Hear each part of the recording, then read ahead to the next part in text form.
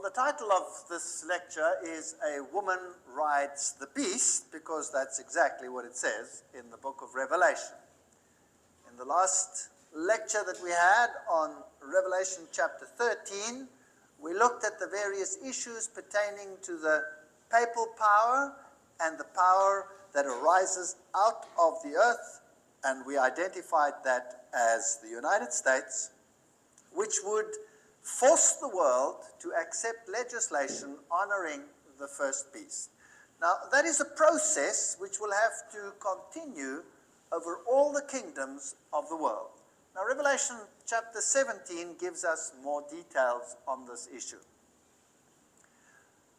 And there came one of the seven angels which had the seven vials, and talked with me, saying unto me, Come hither, and I will show ye the judgment of the great whore, these are strong words, that sitteth upon many waters. So here is a woman that is a prostitute. In other words, she is unfaithful to God. A woman, in a biblical sense, is a church, and there are numerous texts in the Old and the New Testament to substantiate this. Christ is also the husband. He's coming to fetch his bride, the church, the woman aspect over there.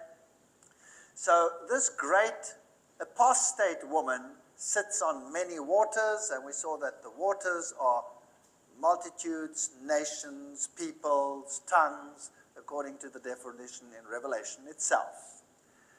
And with this woman, the kings of the earth have committed fornication. That means they've had relationships with her, which were, of course, contrary to the relations that God would like them to have. And the inhabitants of the earth have been made drunk with the wine of her fornication. That would mean, if wine is a symbol of teachings, doctrines, then wine of fornication that makes drunk is doctrine that confuses the mind. So basically what the text says is that a church, an apostate church, is in control of issues. The kings of the world have relations with this apostate church, and they are drunk. They cannot understand because they have absorbed these doctrines which are contrary to the Bible, because they are doctrines of prostitution. So he carried me away in the spirit into the wilderness, and I saw a woman sit upon a scarlet-colored beast. So here is a red color.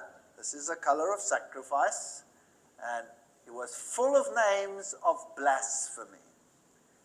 So there's a blasphemous power, and we saw what that meant when we looked at Revelation chapter 13, and the Bible gives us clues by showing that to say that you are in the place of God, that you are God on earth, that you can forgive sins, that you can take that which applies to Christ and apply it to yourself, that's a blasphemy. And we saw that the Roman church had actually done that. So this woman, sitting on the scarlet beast, full of the names of blasphemy, having 7 heads and 10 horns. And that, of course, again is the symbol that we had in Revelation chapter 13. If you count the heads that we have in all the beasts of Daniel chapter 7, you will find that there are 7 heads there as well. Because the first beast obviously has 1 head over there, which represents Babylon, the lion. Medo-Persia has 1 head. Greece is represented having 4 heads, and then 1 head of the final beast in Daniel chapter 7 adds up to 7 heads. That means over time, all the time periods are covered and have been incorporated into this one structure. This Catholicism structure has aspects of all the philosophies of all the kingdoms of the ages embodied in it. It has perfected paganism, if you would like to call it that. The woman was arrayed in purple and scarlet, 2 colors which apply definitely to the Roman church. They use the colors purple and they use the colors red for cardinals and for bishops. And decked with gold and precious stones and pearls. There's no doubt that this is the richest system that has ever existed. having a golden cup in her hand, full of abominations and filthiness of her fornication. So this golden cup is full of false doctrines. And upon her forehead was a name written, Mystery. That means it is a concealed science, if you like. Babylon the Great, the mother of harlots, which implies that there are other women, if you like, that are also apostate, but she is the mother of them all. And abominations of the earth. This is very strong language, and we will have to see if this is so. Well, let's have a look at the seven-headed beast. In Psalm 74, verse 14, we read, Thou breakest the heads of Leviathan in pieces, and gavest him to be meat food to the people inhabiting the wilderness. So here is a beast that is described as Leviathan, a dragon-like beast, and it is implied that it has more than one head. In mythology, Leviathan has 7 heads. Isaiah chapter 27, verse 1.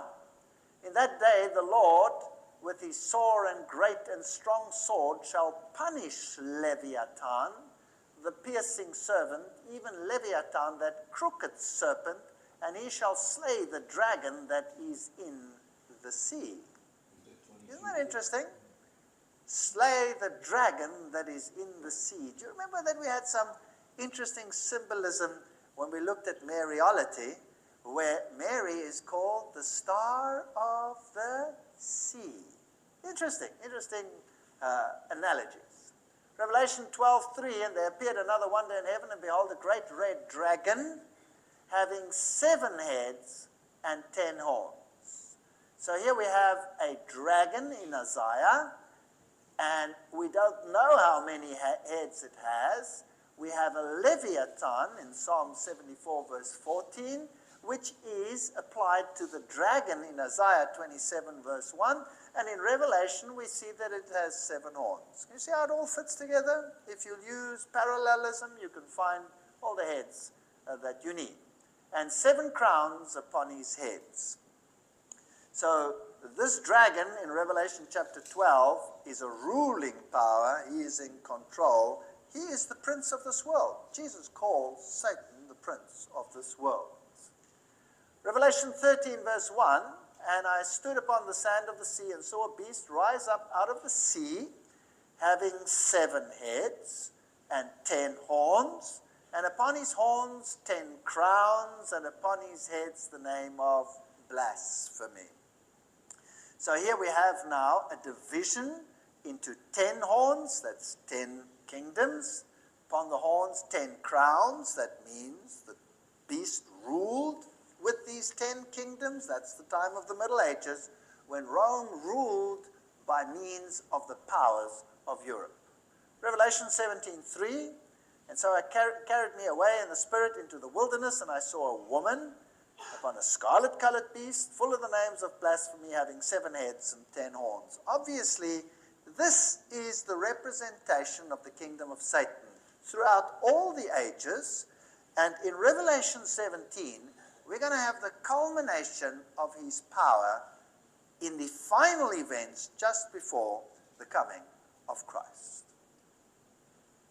So the dragon has 7 heads. In the book of Revelation, the heads denote political powers through whom the dragon works. But just for interest's sake, it is interesting that Satan tried 7 times to set up his own unchallenged kingdom. Firstly, there was a war in heaven, and God's response was expulsion of Satan from heaven. Then, Adam and Eve and the pre-flood world, he tried to set up his kingdom. God's response to Adam and Eve, promise of redemption, sacrificial system. Then, Tower of Babel was his next attempt to set up unity of all the nations on earth. God's response, confusion of tongues separating the nations. Interesting. Then, during the incarnation, he thought if he can destroy Christ, he can set up his kingdom. victory over sin and death was God's response, turning the greatest apparent defeat into the greatest victory the universe had ever seen. He tried to set up his kingdom through pagan Rome, and the answer, Smyrna resolve. People were prepared to die rather than to be eliminated. He tried to set up his system through papal Rome. The answer, Reformation. Nowhere could he succeed. Will there be a final time when he will try and set up his kingdom? Something where all the nations come together in one great new world order? Is that possible? That would be interesting. 7 times he would have tried. And there is an answer, which I've called the midnight and loud cry. But we'll deal with that in another lecture. It's kind of complicated. Revelation chapter 12, verse 3 says, "And there appeared another wonder in heaven, and behold, a great red dragon, having 7 heads and 10 horns and 7 crowns upon his head. This power was going to make war against another system on earth, obviously representing God's people. And so there is a dragon, and it attacks the woman in white. And this war will continue until the coming of Christ, so the Bible says." So this creature that we found in Revelation 13 that came out of the sea tells us what the attributes of the papal power are, because this is a system that has all the attributes of the little horn power in Daniel chapter 7. So it is the same system, and it tells us that it has Medo-Persian components because it has the feet of the bear. It has Greek philosophy in it, which tells us the whole evolution theory, by the way, is based on Greek philosophy. It comes from there. It has Greek components in it. It has the Babylonian components in. That would take a whole lecture to show the comparison between Babylonian religion and Catholicism. There's a lecture called The Wine of Babylon that you could look at for that purpose. And then it has the 10 horns, which represent this final power which would control eventually the whole world. So heads of lions with 10 horns. And a woman is, of course, the church itself, the ecclesiastical arm, controlling all the political powers, decked in purple and red and holding this cup in her hand. I saw a woman sit upon a scarlet-colored beast full of the names of blasphemy. Revelation 17, verse 3. And the purple and the scarlet colors and the gold and the precious stones. Rome is the richest institution in the entire world. The treasures that are in the Vatican Museum boggle the mind. It is unbelievable. And in this golden cup, there are all these abominations of her false teachings. Now, we have already seen that she is called mystery. Now, something that is a mysterious or mystery is something that works behind the scenes, that is secret. And she is the mother, mysteriously so, of all the other harlots as well. Does she control all the churches in the world that are apostate towards God? Is that a possibility here? Well, we haven't looked into that issue in great detail yet, but we'll come to that in another lecture. Revelation 17, verse 5. The old Babylonian religion and the old bull cult, all of these ancient religions, we will find all these aspects in Rome. 2 Timothy chapter 4, verse 4 says, "They will turn away from listening to the truth and give their attention to legends." So the church would eventually succumb, and instead of believing in salvation through the Lamb of God that was sacrificed for the sins of the world, they will have all kinds of notions which will satisfy their own egos. Psalms 116 verse 13 says, I will take the cup of salvation and call upon the name of the Lord. So, which is our choice? Are we going to use the systems of the world and be comfortable? Or are we going to call upon the name of the Lord and be ostracized? That's the choice that we have. The Tower of Babel, a woman calling herself Babylon, or the Bible calls her Babylon, and all these features fit together. 2 Thessalonians talks about this mystery in chapter 2, verse 7 to 10.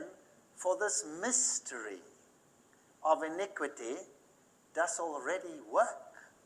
So this stealthful working was already working in the time when this was written. When Paul penned these words, this power was already working. Now we've had lectures here where we've looked at the early church fathers with their corrupt Gnostic ideas, and we've found them in all the Masonic writings of the Bishop of Alexandria, of Constantinople, and all of these with their Origen ideas. So it was working even in Paul's time. Gnosticism was rising. Eliphas Levi tells us that Simon Magus was the father of the modern Gnostic movement within the church itself. So this mystery was working in the time of the apostles. Only he who now letteth will let until he is taken out of the way. And then shall the wicked be revealed, whom the Lord shall consume with the spirit of his mouth. What does that mean? And shall destroy with the brightness of his coming. Even him whose coming is after the working of Satan, with all power and signs and lying wonders, and with all deceivableness of unrighteousness in them that perish, because they received not the love of the truth, but that they might be saved. Powerful text. Tells us the circumstances of the rise of this Antichrist system. And it tells us that there was something holding it back. So basically we could read this as he who holds it back will be taken out of the way, and then shall this wicked one be revealed. So something is holding it back, the system, which was already working in the time of Paul, but it would be taken away, and then this system would rise, and it would work with lying wonders, deceivableness, unrighteousness, and it will deceive the whole world, taking away the truth from people. Let's have a look at this tremendous reference in Paul's writings regarding the man of sin. Now we beseech you, brethren, by the coming of our Lord Jesus Christ and by our gathering together unto him, that you be not soon shaken in mind or be troubled, neither by spirit, nor by word, nor by letter, as from us, as that day of Christ is at hand. Jesus is not coming yet, that he said. Jesus is not here, as some of you think. He's not coming yet. It's not soon that he's coming.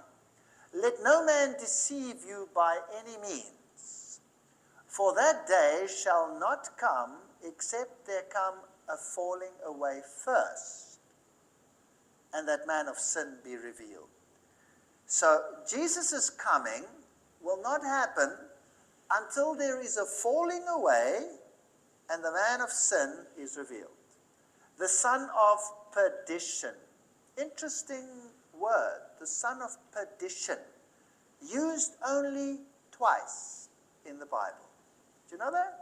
Used only twice in the Bible. Only two have been called sons of perdition. The one is this man of sin, this system, and the other one was Judas. Now, if I'd like to ask you, how did Judas betray Jesus? With a kiss. So did he present himself as one of them, yes or no? Isn't it possible that this system, the son of perdition, will also present himself as a representative of Jesus Christ and betray everyone with a kiss? Isn't it possible? Who opposes and exalts himself above all that is called God or that is worshipped, so that he as God sitteth in the temple of God, showing himself that he is God. And we saw that the papacy actually did that. And this is that spirit of Antichrist, whereof we have heard that it should come, even now already is in the world. 1 John 4 verse 3. So this power was working in the time of John and in the time of the apostles. This is not some future power, as many believe, that will come sometime in the future, as futurism teaches in the world out there. Remember ye not, Paul continues, that when I was yet with you, I told you these things? And now you know what withholdeth, that he might be revealed in his time.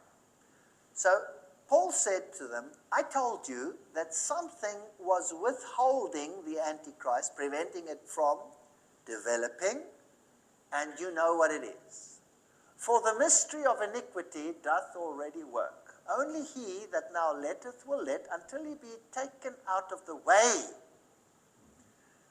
The BBE translation says there is one who is keeping back that evil till he is taken out of the way. So something was withholding this power from rising.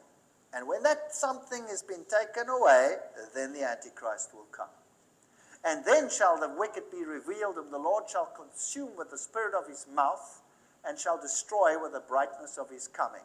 So God will fight against the system with the word of God, and finally will destroy it at his coming. That's a promise. Even him whose coming is after the working of Satan, and we have this text again of how he works. So when will this Antichrist arise? Paul told them that something was withholding. We don't have the facts here as to what it was.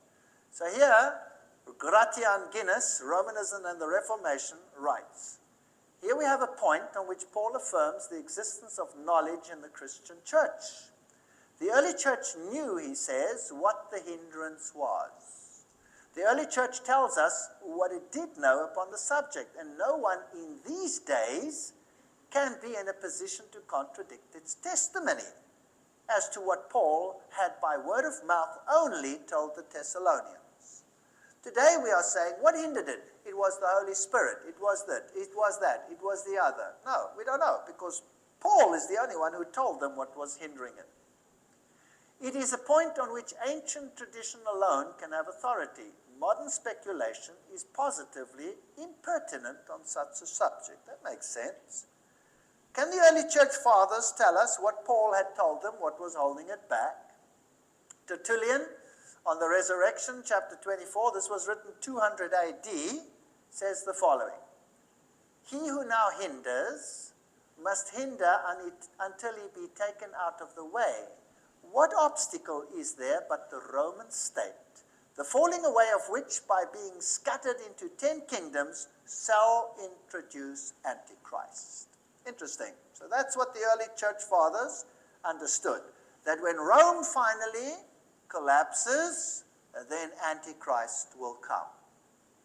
That's what they believed. Let's continue.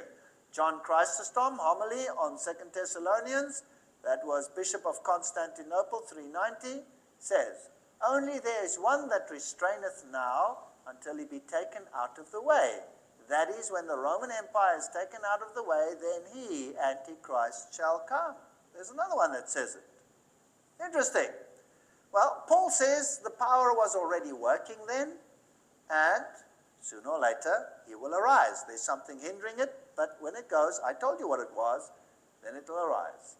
Here is Edward Elliot, commentary on the Apocalypse, and it says, we have the consenting testimony of the early fathers from Irenaeus, the disciple of St. John, down to Chrysostom and Jerome, to the effect that it was understood to be the imperial power ruling and residing at Rome that had to be taken out of the way.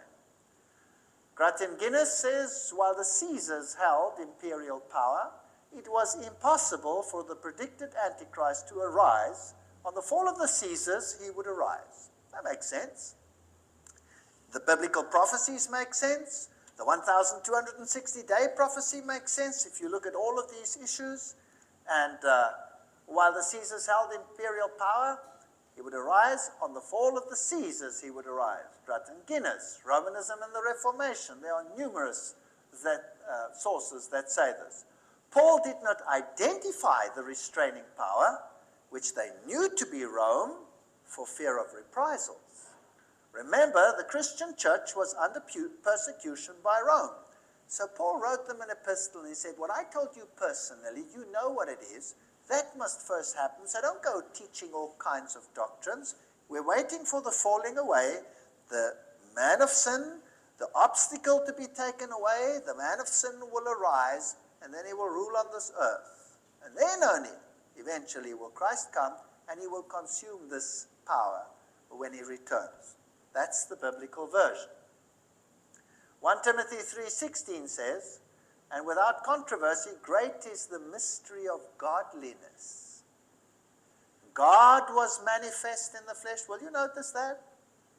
God was manifest in the flesh. Let's not change that. Justified in the Spirit, seen of the angels, preached unto the Gentiles, believed on in the world, received up into glory. That's the only mystery in Christianity. No other mystery. We will never comprehend how the God of the universe could have become man for us, died for us, and then save us and make us sons and daughters of the Most High. It's a mystery. We'll never understand that. Everything else has been revealed in its fullness, but this will remain our study for all eternity. That is the mystery of godliness. The mystery of iniquity wants to undo this salient, eternal, central fact of salvation. And we have already seen in the lectures how the efforts have been made to reduce the workings of Jesus Christ. And how through the secret societies, the ancient Babylonian religion, through Kabbalism and Gnosticism, removed Jesus Christ as the deity that saves and replaces it with another power. We've seen the Islamic secret societies, and we've seen what the Quran teaches, that Jesus was not the Son of God, that he never died, that his blood was not shed for us, that he was whisked away, that he's spiritualized, he never came in the flesh. All of these issues. We see this is the very central doctrine of Rome today, and is the theology of the Vulgate. The Templars, the Rosicrucians, the Jesuits, Freemasonry, all of them hold to the central doctrine. Two doctrines in the world. Not 100, not 200, not 300, and not 500. Two doctrines in the world. All wearing different cloaks. All controlled by one. Unbelievable. Remember the story of Bel? We discussed that, the Temple of Bel, and where we saw the woman with this nice little mini skirt. You thought the mini skirt was something new? No, no, no, it is very old. There it is. And, well, this lady of, I don't know whether she was a lady of the night or a lady of the day, but this lady with a golden cup in her hand represents the worship of Baal. And Fides, how fascinating. Città del Vaticano, Fides, we saw, very interesting. He has the meaning of the worship of the goddess. The initiates, the insider initiates, were the Fides. And we wouldn't know what that was if we didn't have this nice quote from Albert G. Mackey, 33-degree Freemason, which says, the right hand has in all ages been deemed an emblem of fidelity, and our ancient brethren worshipped deity under the name of Fides, or fidelity, which was sometimes represented by two right hands joined, which is also what Freemasonry does, and sometimes by two human figures holding each other by the right hand. Numa was the first who erected the altar to Fides, under which name the goddess of oaths and honesty was worshipped. Obligations taken in her name were considered as more inviolable than any others. Here's a mystery. We are showing you one side, but we actually teach another. Morals and Dogma, page 292, you will recall we had the secret symbols, where we had the PX over here, which is on so many preaching rosters and pulpits and altars today, and it's given Christian connotations for the goyim, for the catechumens. But here, the insider himself tells us it is the staff of Osiris. So it is the representation of the male member that sits in the boat. Fine. And he also told us that the various other symbols that we see over here are pagan symbols, the Tau, and this cross over here, and the swastikas, this way or the other way, and the stars of David. And then this interesting statement, the vestments of the priests of Horus were covered with these crosses, and then you have the Maltese cross. And I showed you that the papacy has this on its vestments, and the bishops wear it as well. These are priests of Horus. That's a mystery. You have to look behind the scenes to find it. The mitre that they wear on their head, that today looks just like that, represents actually the fish head of the god Dagon, which means Dag-on is the fish god. So the fish head, later the cape was removed, the fish cape, it was replaced with a red cloak or a purple cloak or whatever color, but the mitre with the open fish head on top remained. There you see in Babylonian relief in the Pergamum Museum, you see the fish with the open mouth, the mitre on the head of the priests of Babylon, and here they had pails with water, and they had little branches of hyssop that they put in, and they sprinkled it upon the waters, and this is exactly what the papacy does. The bishops walk with their holy water, the Pope has a branch of hyssop, and he sprays the people. This is Babylonian ritual. This is cleansing through Bab-El. Bab, the gate, El, God, Bab-El, Babel, portal to God. Jesus says, I am the door. I am the gate. Jesus is the gate. There's only one way to heaven, and that is through acknowledging our sinfulness and accepting the vicarious sacrifice of the Son of God who died for us. That's the only way there is to salvation. But Bab-El says, no, we have another portal to God. That's a fascinating story. We're going to have a look at that in another lecture. Do you know how many Babs there are in the world today? Oh, they all call themselves Bab. Sai Bab, Bab. Oh, you name it. Lots of Babs out there. We better watch out for all the Babs. Only one Bab that leads to God, and that's Jesus. Only one gate, only one portal. But here's another form of cleansing. Jesus says, I will sprinkle you with hyssop. Papacy says, no, I'll do it. You'll be saved through the system. No other way. Two ideologies clash. The priests, they were bowed down to, their slippers were kissed, their rings were kissed. This is paganism. There's the sign of Shamash, which you will find everywhere in the world today. Unbelievable where you will find the signs of Shamash. The Gnostics, founded by Simon Magus, who according to Eliphas Levi became sorcerer to Nero. Historie Magi, page 199. These are the very prominent sources. Levi. People like to have that name on the back of their whatever, very prominent. And if you go to Rome, this is a symbol that you will find over there. This is outside of that ancient pagan temple where all religions were honored. And on the bottom you have the square, which is Masonic. Then you have the elephant on top of that. And then you have this symbol on top with a cross on top. And everybody says, that looks very nice.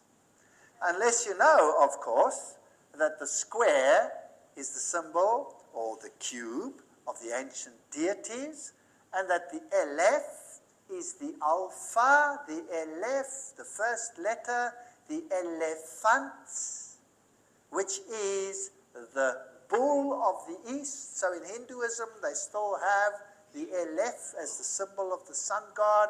The first one in the Hebrew, it is the bull.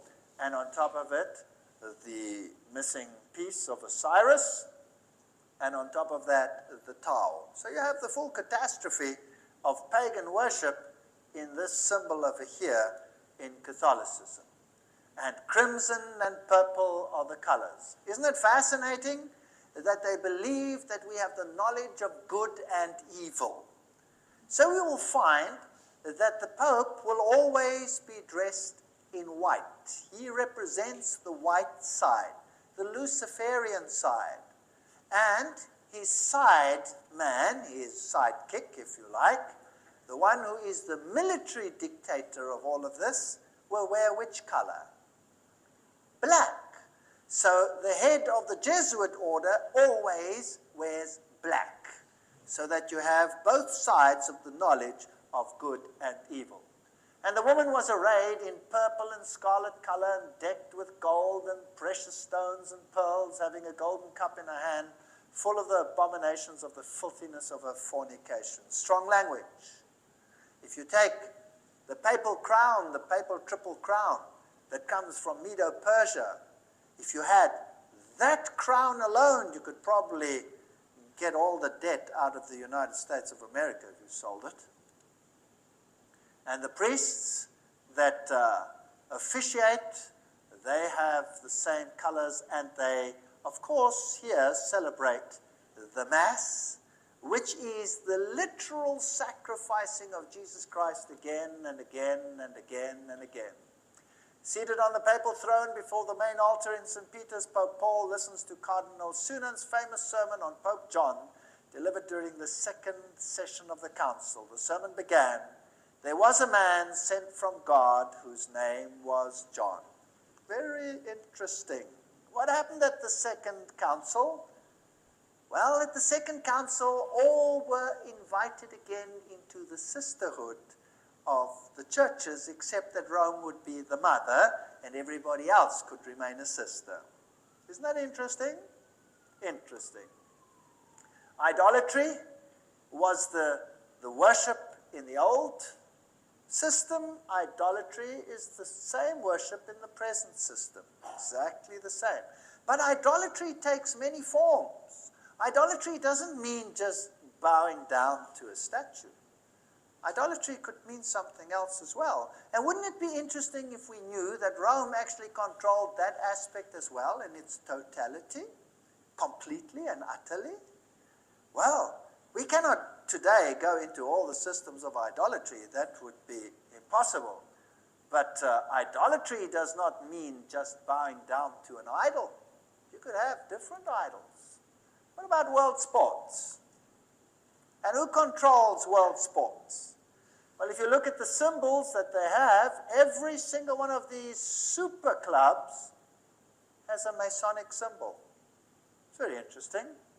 The greatest football team in the world, Manchester United, even uses the devil directly. Why not? Sounds good to me.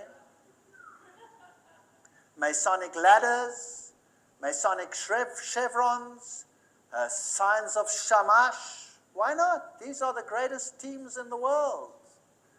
And what about all of these? We have animals of darkness. We have flying horses, which is Pegasus. We have all these interesting symbols with pentagrams and shields of Malta and sun symbols and pentagrams and double-headed lions and goats, all the symbols and fleur-de-lis. You name it, we have it. Masonic M's, Masonic anchors, the whole shooting match. The Masonic fingers, the skull and bones. Titan is actually Satan's Greek name. So we have all these interesting features. The G, anybody who's a Freemason will know that that comes from the Masonic Lodge. If we go to Exodus, Chapter 32, verse 2 to 6, and Aaron said to them, break off the golden earrings which are in the ears of your wives, of your sons, and of your daughters. Well, today earrings are very popular. And bring them to me. He made a golden calf, and Aaron made proclamation and said, tomorrow is a feast of Jehovah. And they rose up early the next day and offered burnt offerings and brought peace offerings, and the people sat down to eat and drink and rose up to play. Now, what did they play? What did you think they played? Well, part of the system of sun worship was to play sports. What kind of sport did they play? That's very interesting. Well, let's go to UNESCO. They should know, because the UNESCO manifest, as you know, was written by a Skull and Bones member. So he must be an interesting insider. And he writes, for example, polo was known to the Persians and restored to its original sun game significance by Akbar. Scoring a goal with the sun ball was equated with the triumph of light over darkness, good over evil. But remember that Masonry calls light darkness and darkness light, and calls Jesus and Jehovah evil. So the triumph of light over darkness represented in paganism the triumph of Lucifer over Jesus Christ. So the triumph of darkness over darkness, good over evil. The ball is the sun symbol in all such sports as football, hockey, basketball, cricket. Baseball is related to the sun and the sundial shape and the pattern of the field, as well as its rules of play and scoring. Like all sports, baseball also embodies the sun's seasonal cycle in much the same way as ancient ceremonial contests were held as part of fertility rites. So if you can't get them to the church, get them to the sports fields. Isn't that interesting? And in the church, you see the arms going like this, and on the sports field, you see the arms going like this. Hymns are sung in the church. Hymns of a different nature are sung over there. It's quite fascinating. Who cares as long as he has worship? Sumerian Gilgamesh story, inscribed in cuneiform tablets, narrates how the sporting equipment, a stick and a ring or a ball, which Gilgamesh had carved out of the uprooted tree, had fallen into the netherworld as he began oppressing his people by repeated athletic competitions.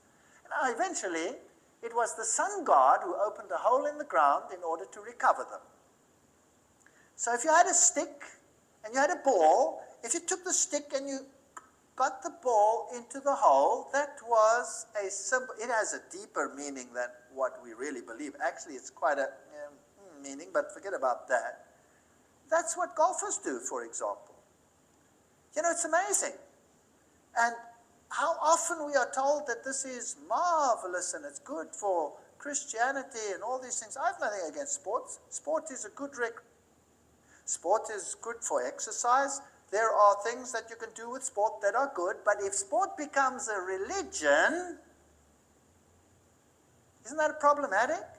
Isn't that idolatry? The Olympic torch, which the runner carries to mark the sun's cyclic movement through the Olympiad, the 4-year period until the next games, is also related to the sun's cyclic rhythm. First celebrated in Greece, the name was ceremonial contest in honor of Zeus. Did you see the opening ceremony? Now, the Greek one, didn't they honor the gods? Yes or no? Yes. And we go. Off we go. Well, sun, moon, and other planets float overhead. Barcelona Olympic Games, the sun's association with sports predates the deities Heracles and Apollo in Greece, as is evident from the epic tale of the Sumerian hero Gilgamesh. Fascinating stuff. As in sport, the sun is omnipresent on practically all aspects of life, whether it be art, architecture, philosophy, religion, festivals, folklore, dance, music. Wow, he's got every base covered.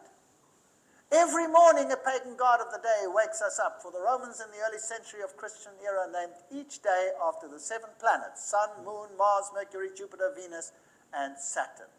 If we look at the symbols of the Olympics, You'll see they've got Baladad symbol, Baladad symbol, Baladad symbol, Baladad symbol, Baladad symbol. You can find them all over there.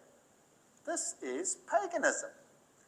Here is a young man bringing a fine hockey shirt to the Pope. Let's see what he will do with it. A fine hockey shirt.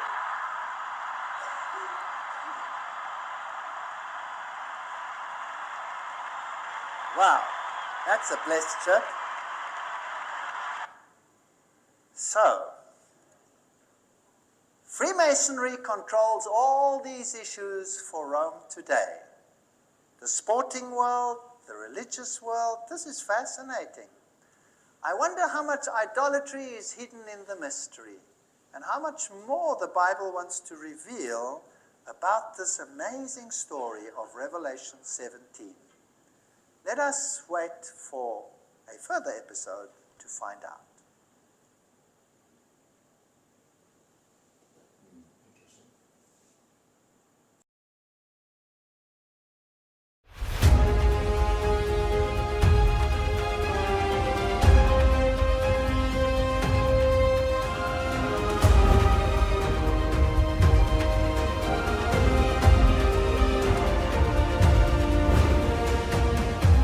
Every so often, a technological invention comes along that changes everything about the way we live.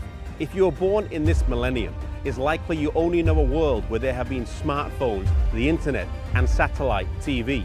These things are as much a part of life today as putting our shoes on in the morning when we leave the house or eating breakfast first thing in the day.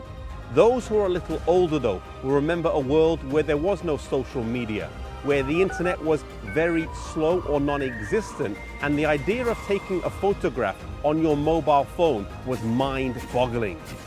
Video chat seemed way distant in the future, and yet today these things are considered normal and a part of life. There was a time where if you wanted to read something, then it would have been handwritten by someone else. Books were expensive and hard to come by.